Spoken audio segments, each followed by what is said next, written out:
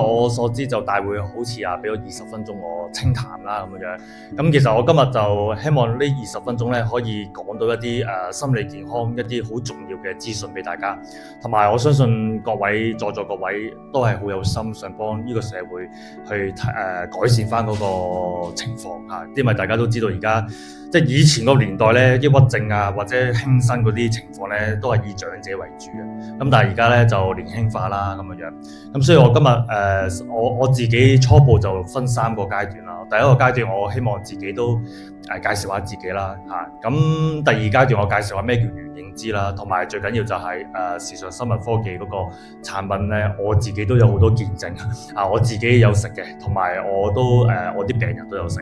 咁第三方面當然有啲 tips 啦，希望大家都可以用一啲最快嘅方法，可以即刻發揮個影響力，令到身邊嘅人咧知道，喂，情緒問題咧唔係想像中咁難搞嘅，其實嚇。咁第一部分啦，咁頭先Alan 都介紹咗我一啲好重要嘅一啲嘅資歷啦。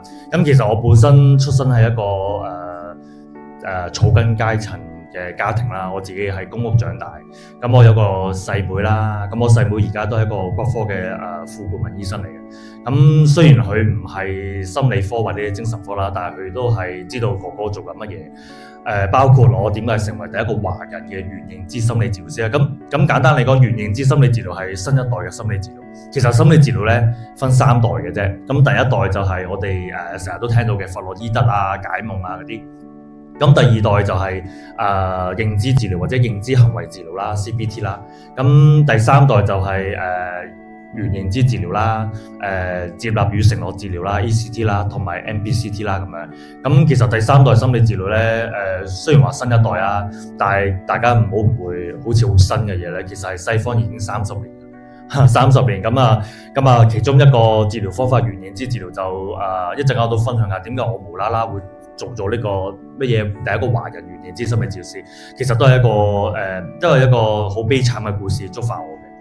咁頭先講起我草根階層啦，咁其實我覺得都好上天眷顧我嘅，我係一路以嚟咧，我冇話細個諗住，即係我細妹都係噶，我細妹都冇話諗住做醫生我自己亦都冇諗住話做咩博士嘅，都係一路嗰個際遇啦推動我哋去嘅。咁而且我哋嘅家族裏面咧，都係得我同我細妹係屬於醫療界嘅，唔知點解，雖然唔關基因事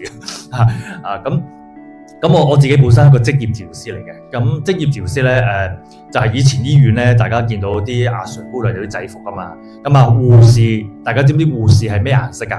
制服白色衫，紅色柴嘅，紅色柴護士，紅色柴護士，而家都係嘅。咁黃色柴咧就係物理治療師啦，綠色柴咧就係我呢啲職業治療師啦。咁職業治療師同物理治療師，我哋由畢業咧都預咗呢一世都會俾人問有咩分別咁樣。咁唔係，因為唔係今日嘅主題啦，咁我唔詳細解釋。不過都係做復康嘅，做 rehabilitation 嘅。咁所以我以前啱啱過去嗰4年，我都係理工大學嘅康復治療科學系嘅實務教授。咁我自己比較教翻職業治療學裏面多啲啦，當然同精神科心理健康嘅科目會比較多啲咁樣。咁所以我其實以前就係一個醫院裏面嘅阿林 Sir 咁樣啦，咁綠色柴。不過而家改咗制服㗎啦，而家物理治療師同埋職業治療師咧都唔會見到黃色柴、綠色柴，都係統一係紫色制服嘅。我哋叫 Allied Health 輔助醫療專職輔助醫療，有20幾個行業嘅咁所以我一個咁無啦啦同心理健康點解拉上關係咧？咁都係同個際遇有關，因為我80%嘅工作經驗咧都係做啲精神科，因為我其實未入醫管局之前咧，我喺非牟利機構做過嘅，所以我個涉獵面都好廣，即係 NGO 我都做過2間，咁其中一間都係好大嘅 NGO 嚟嘅。咁當其時我係屯門一個 complex 一棟復康大樓，嗰個復康大樓咧庇護工場、智障宿舍、精神病康復者嘅長期護理院同埋中途宿舍，全部一棟大廈咧，乜都有晒，我就做晒㗎啦。咁跟住先至之後先至機緣巧合入咗醫管局。咁我入醫管局咧，第一間醫院服務咧就係葵涌醫院啦。咁葵涌醫院大家知道同青山醫院一樣，都係 stand alone，我哋個 stand alone係真係做精神科嘅，係啦。咁所以跟住喺葵涌醫院嘅服務裏面咧，我又做咗1年好特別嘅服務，就係叫做 PCP， 就係叫做個案經理。因為講翻個故仔，我諗在座有啲人都記得2010年2010同2011年嗰2年咧，香港係有好幾單咧精神病患者就隨街斬死人啊！譬如有單係葵盛東村有個保安又被人斬死啊！有幾單，有最少5間，都係同呢個思覺失調啊、精神分裂症有關。咁嗰陣時，醫管局咧就推咗呢個叫 PCP， 即係個案經理計劃。簡單嚟講咧，就係重案組，就係做精神科服務嘅重案組。咁我2014年我就去咗黃大仙區嗰區嘅 PCP 服務做咗1年。咁但係嗰1年咧係感受好深，因為我會經常要去上門，我哋嘅職責係上門去重症精神病患者屋企去跟進佢哋啦。咁嗰陣時啱啱開服務嘅時候咧，重症抑鬱症都係擺埋裏面嘅。咁所以嗰陣時我經驗尚淺啦，咁我都會同我啲因為我哋第一次探訪咧係要孖咇嘅。要孖咇嘅，要行孖咇安全啊嘛。咁試過有一次有個重症抑鬱症嘅患者打去我哋總部話要自殺，要輕生咁樣。跟住我即刻聯絡佢啦，咁保持通話啦。咁嗰陣時我有個好有經驗嘅同事同我一齊去探訪。咁我哋都諗緊究竟佢會唔會死咧咁樣。咁但係我哋捉住一樣嘢咧，就係其實同而家呢個世代都一樣，好多人去輕生，其實都係還歸於一樣嘢，就係一個人究竟佢最終會唔會去輕生咧？除咗病情之外咧，其實好重要一樣嘢就係佢有冇希望，一個 realistic 嘅 hope， 就唔係假希望，係一個合理地嘅一個希望。咁我發覺原來做人係冇希望嘅話咧，真係好易輕生嘅。咁咧時尚心科嗰個產品咧，我就覺得係好明顯地會俾好多人見到希望，因為有一個好重要嘅數據咧，係對我哋呢啲做開精神科嘅治療師咧係好難教嘅，就係我成日都講嘅，有75%嘅人咧係唔求助。其實我琴晚都收到個求助電話，都係啲家屬嘅。其實係好多家屬揾我，唔係患者本身揾我。啲家屬揾我，但係佢講完好多嘢之後咧，最終個困難，大家嘅困難都係佢唔肯出嚟喎，即係個患者唔肯出嚟。唔肯出嚟見面，唔肯出嚟見，就係匿喺屋企咁樣。咁就算個家屬講咗好多個病情底下咧，我都好難一下子接觸到個患者。咁有個別患者會願意同治療師傾嘅，咁有啲咧都係要經佢家屬咁樣。咁全世界嘅數據就話俾我哋聽，75%嘅人都冇求助。所以而家咧市面上我哋知道嘅數字，譬如醫管局話有20萬嘅抑鬱症患者，我話俾大家聽，肯定就唔止嘅。全香港而家大家知唔知每幾多個人就有一個人有好高風險有心理健康問題？1%、1/5，差唔多啦，1/6，上年都仲係1/7嘅。上年你問啲醫生啊、精神科醫生啊、專家都係7個有一個。今年係啊，大風險有，係啦，所以在座各位，你哋呢度都唔止6個人。如果香港嘅數據係幾十萬嘅啫，但係真正患緊嘅人肯定唔知嘅。係啊，醫管局裡面嘅數字，精神科要覆診去門診係幾十萬。係啊，呢個係已診斷。如果係冇正式診斷冇求助嘅，香港係超過100萬人嘅，超過100萬人嘅有情緒問題嘅。係啊，100萬係100萬，超過100萬。係啊，1/6，所以今日嚟講唔止100萬㗎啦。咁其實大家都感受到身邊嘅人好多都係有啲困擾啦，但係佢都係收埋。咁有一個群組咧係即係嗱，每6個有一個高風險有心理健康問題啦。另外就係75%嘅人唔去求助啦。仲有一個族群咧，特別係東方人士咧係好高風險嘅。大家知唔知係咩群眾啊？好簡單嘅啫，在座都唔少。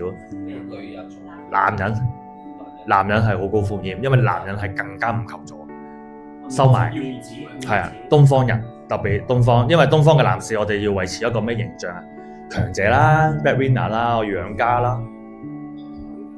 係啊，流血不流淚啊嘛，點會喊？男人喊到匿埋1、2個喊啊嘛。劉德華都有首歌啦，係咪啊？咩男人哭白不是罪係咪啊？講係咁講，但係實際上啲男人都係唔會俾人見到自己軟弱一面啦，同埋佢唔覺得。佢有2個問題，一個認知嘅問題，佢唔知道自己其實係有嚴重嘅情緒病。因為我以前喺醫管局咧，又有7年咧係同一時間做解毒服務，同一時間亦都做呢個common mental disorder clinic，即係情緒病診所服務，係綜合服務嚟嘅。咁10個見我嘅人咧，9個都係女士，10個9個都女士。一個係男士。咁我好深刻印象有一個男士，佢真係執到，佢試過幾次都想輕生，直到佢係政府工嚟嘅，咁佢升咗職之後咧就有情緒問題啦，因為佢升咗職之後要做好多行政嘅嘢，佢唔係去專長，佢返到屋企都要繼續做嘢，做啲行政嘅，要管人。咁佢直到佢太太同埋個女同佢講話，爸爸你好似2年都冇笑過，佢就講咗幾次，跟住嗰個人先覺得自己係咪有啲問題。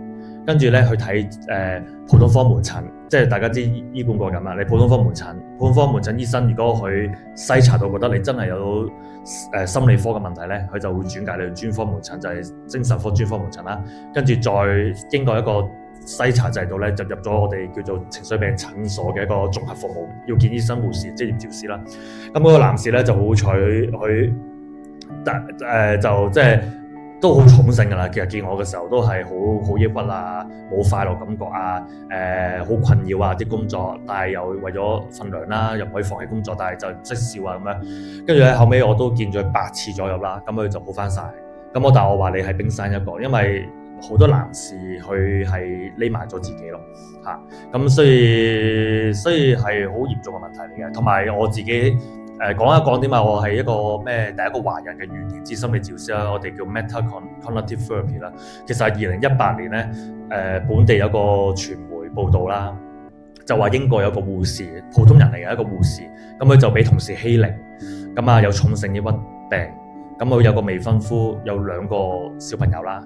咁佢都會同個未婚夫正式拉埋天窗㗎啦，諗住，但係最後都敵不過嗰個被同事欺凌啊。咁所以頭先阿 Alan 講嗰個幼兒聯會啦，簡稱幼聯啦，係香港有40年歷史咧，我就一直都我都係佢哋其中一個 committee 嘅委員嚟。咁因為佢哋推30係咩咧？零欺凌、零抑鬱同埋零自殺。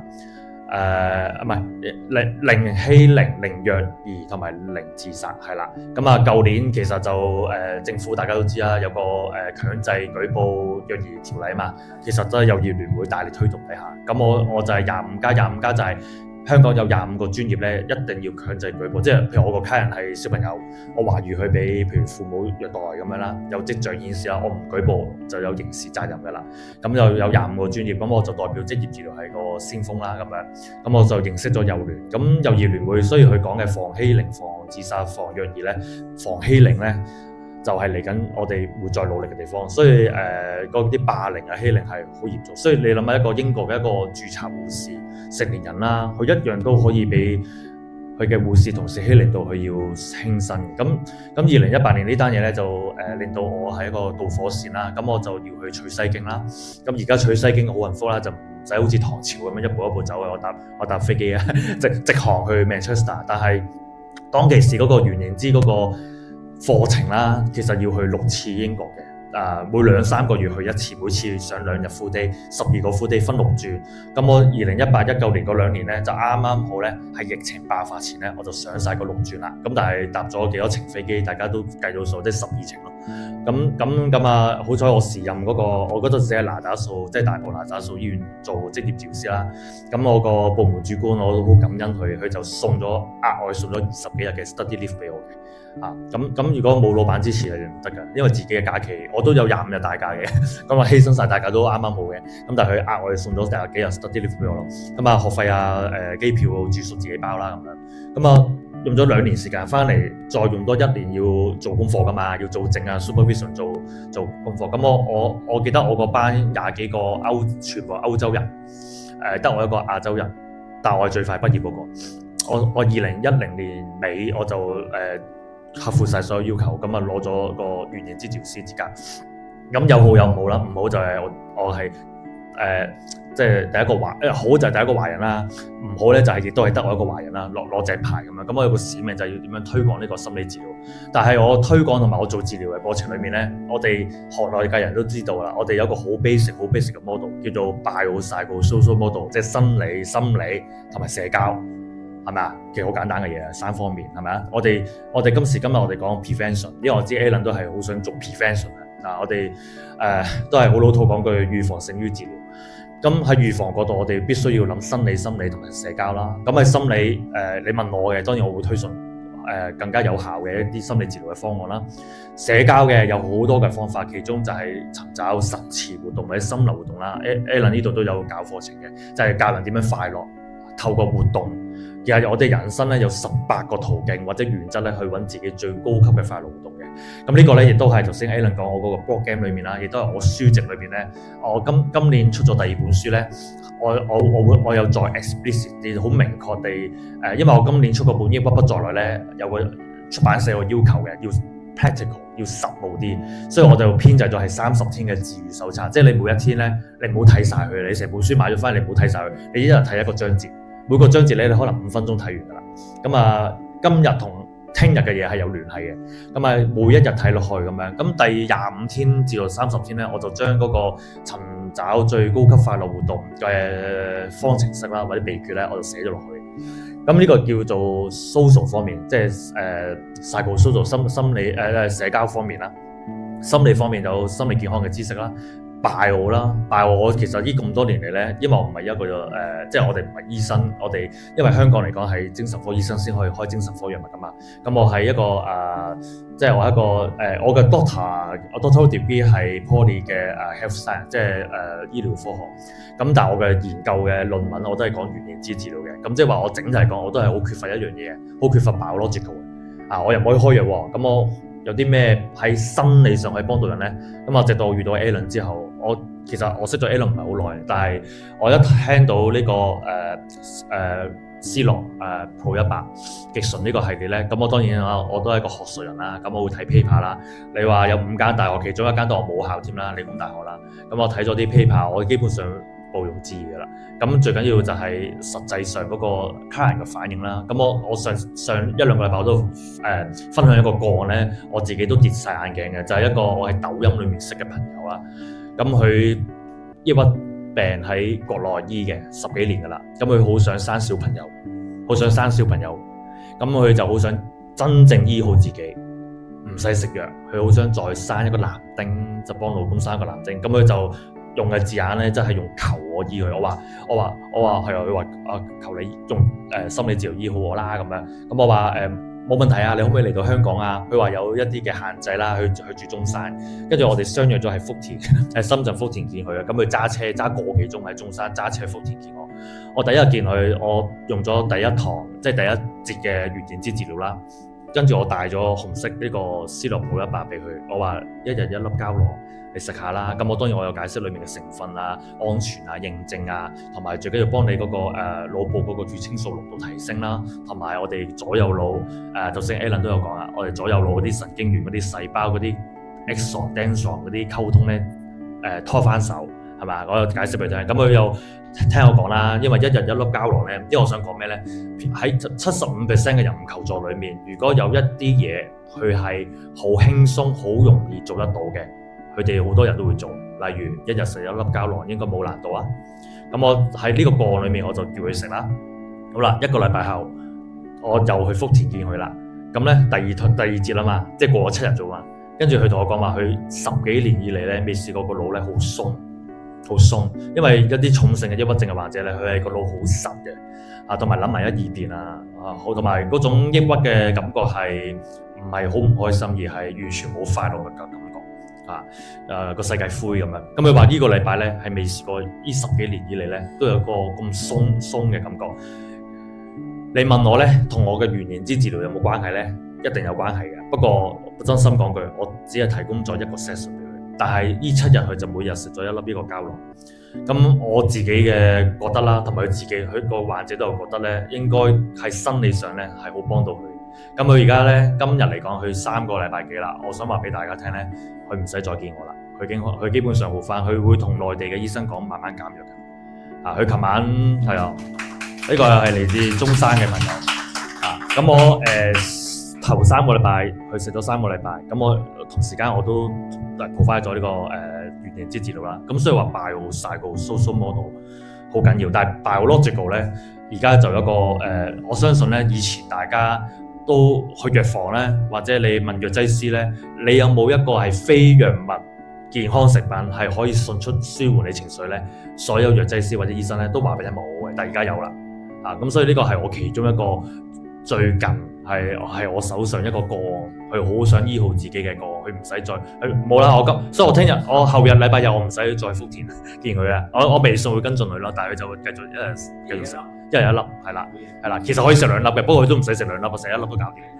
仲有當然我相信頭先 Alan 都有分享過其他個案咧，有啲思覺失調嗰啲咧，驚恐症嗰啲咧，其實我做咗葵涌醫院咁多年咧，我冇見過一個思覺失調、重性抑鬱加驚恐症嘅人咧，食咗1個禮拜咧係可以有咁嘅變化咯。食藥都冇咁樣嘅，食藥係最多我哋叫 sedative effect， 即係個人冧咗，係咪？好攰冧咗啫，雖然咪唔發作咯咁樣，但係真係個人成個脫胎換骨嘅轉變，我知大家知我講緊邊個個案啦。我做咗葵涌醫院咁多年，我都未見過，係啦，所以我希望大家可以多多繼續推廣呢個產品Folk Bio 啊嘛，所以 Bio-Psycho-Social Model 裏面 Biological 而家已經有個良方噶啦，多謝各位。Thank you Kino， 大家有冇 Q&A 要問阿 Kino 嘅？嗱，得 Doctor 喺度啊，有冇想問嘅 ？OK， 好啊，唔緊要。咁我哋咧就再一次俾掌聲 Kino 啦，同埋咧都多謝時尚生科今日咧贊助咗個場地，同埋今日嘅資訊啊 ，Alan 咧都分享咗喺 CEO 嘅感受。咁我同阿 Jamie 啦、阿 Donald 啦同埋 Alan 啦，我哋呢個社群咧，我哋其實都好歡迎大家嘅CEO。你哋可以 sponsor 好似今日時尚生科咁 sponsor 我哋嘅場地，可以等我哋嚟你嗰度去聽你嘅故事，同埋咧最重要係將大家 CEO 拉埋一齊，另係最緊要就係我哋自己嘅壓力都減少啲啊嘛，最重要係咪？我哋自己都揾個好嘅地方係咪？我哋都要好好地去照顧自己。係啦，咁咧未來咧我哋都會有好多唔同嘅地方啦，下一轉我哋會去銅鑼灣啦，我哋會去另一個嘅場地度去介紹一個 CEO 俾大家認識。咁亦都咧同埋可以一個交流嘅機會咁樣，咁就歡迎大家可以有呢啲嘅提議可以話俾我哋聽，咁亦都咧係可以咧scan 咗個 QR code 先，就係咧我哋呢個CEO 社群，係啊 Kino 都可以啊 Doctor 都可以 scan 入咗，可以日加係 scan 咗，可以 scan 埋入嚟咁樣，大家有問可以問啦咁樣，係啊。如果你對我哋嘅內容有共鳴，請你俾個 like 嚟支持我哋。分享俾你身邊嘅朋友，如果你有建議同埋想法想表達俾我哋知道嘅，歡迎你都留言俾我哋啊！如果你都關注 CEO 嘅身心靈健康，對我哋嘅議題又有興趣嘅話呢，歡迎你訂閱我哋嘅頻道，撳埋旁邊嘅鐘仔，咁就唔會錯過我哋不斷嘅更新啦。